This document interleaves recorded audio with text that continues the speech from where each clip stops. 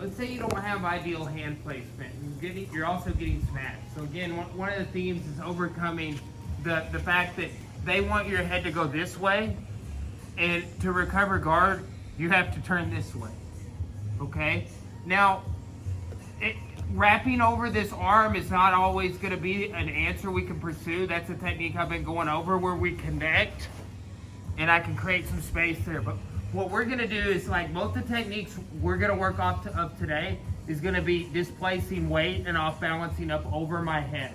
Okay, so if he's got good shoulder pressure here, what I'm looking to do is get out on my side and turn in. Okay, from here, I'm essentially from like an all fours type position, almost like I'm coming up and doing mountain climbers. I'm knocking him over. Okay, so I need to get on my side for this, right here. And I need to displace weight so I can come up to my base. Okay, but another component of this is this arm. Okay, so as I'm turning here, I take that arm out of the equation and it becomes a part of my pin. Okay, so on this pin, this leg up, this leg forward. Sorry, I know it hurts. What's that? Yeah, a little chopper action. Yeah, that's what yeah. All right, so, but, guys, look, you know, one of the goals, again, is like, this shoulder is to get it out, okay? But then, I can't always recover my guard, so like, what I'm looking to do is come up and drive here and set for my pin. Make sense? Yeah. At what point are you grabbing your hand? Just as soon as? Like right as I get up to my knees or up to my toes. Okay. Right? Does that make sense, guys? One more time. Okay, so look, basic idea. I'm trying to get out on my side. Okay? When I start bridging up here, I've already taken his arm. Okay, now just come up to your toes and drive here. Right? You get a Katagatame option there or Americanas.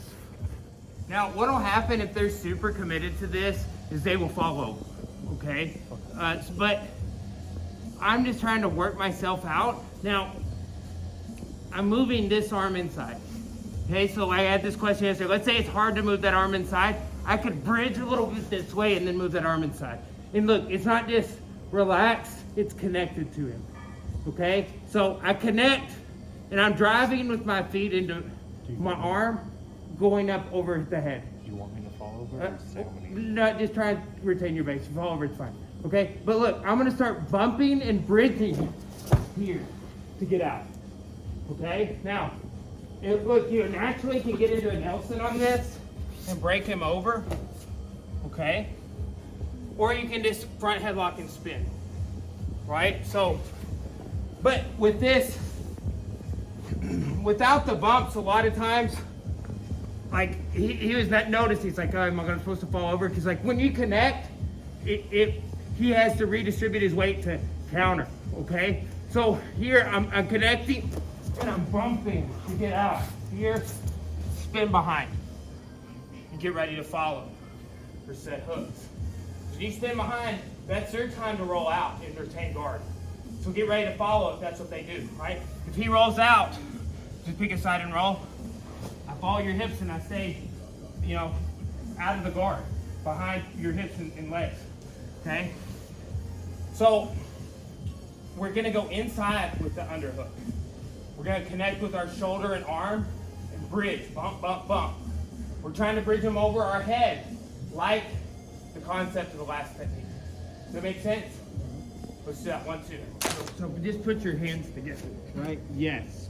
Okay, so this. Now, what I would like is to be able to get out here and create a frame and escape, okay? But just what he gave me is a little easier technique and more rewarding, okay? So if I do this technique, I can take the back and he'll be flat. Okay, the other technique, it's great, I'll come up, maybe mount you, maybe armbar you, but I have to get out of the headlock after I come up on top a lot of times. Okay, so on this, I want you to think about, like, we always think, like, if I'm trying to push you away here, people reinforce it with their leg. It's like doubling up. Well, all that's doing is pulling your neck twice as hard. Okay, so it's actually down and up. So think about like wringing out water out of a towel, right? Or pulling slack out of a rope, right? I'm gonna push and pull, okay? So that's kind of the idea here, right? So I'm kicking away with this foot. My shoulder is going this way, boom. And I'm out. It's like I'm bridging, okay? And people are gonna leave this leg up, and if they don't leave it up, there's some ways you can make them put it up. Okay, so, but here, I'm bridging this way, and that breaks the grip. And then we're ready to maintain this position. If he tries, look how he's laying here. It's gonna be very hard for him to turtle up. If he tries, you're gonna keep him flat, right? But essentially, rear mount will be the ending spot here. Okay, so back in, right here. So I'm going this way and this way. Boom, right there. Now look, my hips need to turn here. And then I'm in a good spot to start waiting for the transition. If he tries to base, I can transition and maintain like a gift wrap here. Okay, so get some options. But let's just break out of that side headlock and take the back. And then if you know, a couple minutes you can start adding, hey, try and, roll out, try and go to your back and stuff like that. Make sense? Still 1, 2.